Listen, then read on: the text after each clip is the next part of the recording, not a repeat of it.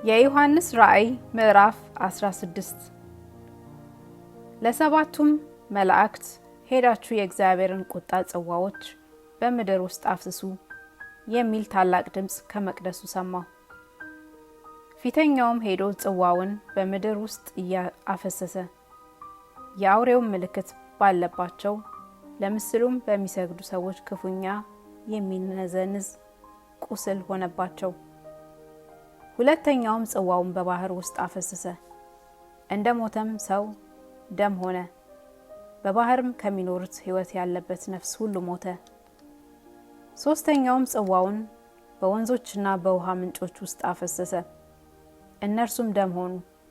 የውሃውም መልአክ ያለህና የነበርህ ጌታ ሆይ፣ ቅዱስ ሆይ፣ እንዲህ ስለፈረድህ ጻድቅ ነህ። የቅዱሳንና የነቢያትን ደም ስላፈሰሱ ደምን ደግሞ አጠጣሃቸው፣ የሚገባቸው ነውና ብሎ ሲናገር ሰማሁ። ከመሰዊያውም አዎን፣ ሁሉን የምትገዛ ጌታ አምላክ ሆይ፣ ፍርዶችህ እውነትና ጽድቅ ናቸው ብሎ ሲናገር ሰማሁ።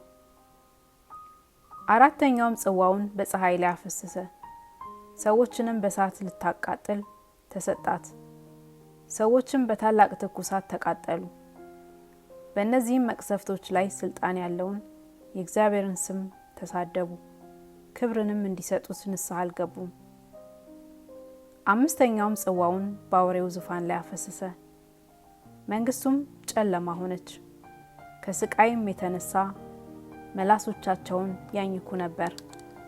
ከስቃያቸውና ከቁስላቸውም የተነሳ የሰማይን አምላክ ተሳደቡ፣ ከስራቸውም ንስሐ አልገቡም።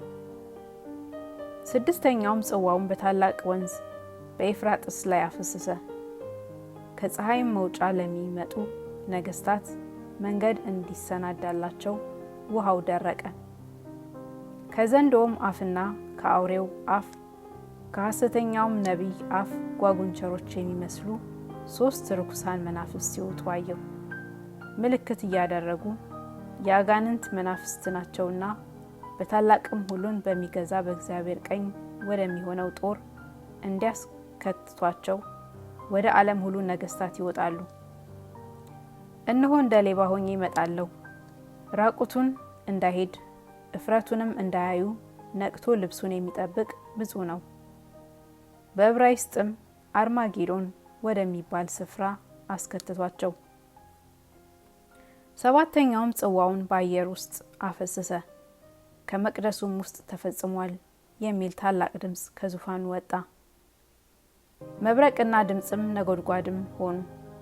ትልቅም የምድር መናወጥ ሆነ። ሰው በምድር ከተፈጠረ ጀምሮ እንዲህ ያለ ታላቅ መናወጥ ከቶ አልነበረም። ከሁሉ በለጠ። ታላቂቱም ከተማ በ3 ተከፈለች። የአሕዛብም ከተሞች ወደቁ። ታላቂቱም ባቢሎን የብርቱ ቁጣዋ ወይን ጠጅ የሞላበትን ጽዋ እንዲሰጣት በእግዚአብሔር ፊት ታሰበች። ደሴቶችም ሁሉ ሸሹ፣ ተራሮችም አልተገኙም። በሚዛንም 1 ታላንት የሚያህል ታላቅ በረዶ በሰዎች ላይ ከሰማይ ወረደባቸው። ሰዎቹም ከበረዶ መቅሰፍት የተነሳ እግዚአብሔርን ተሳደቡ፣ መቅሰፍቱ እጅግ ታላቅ ነውና።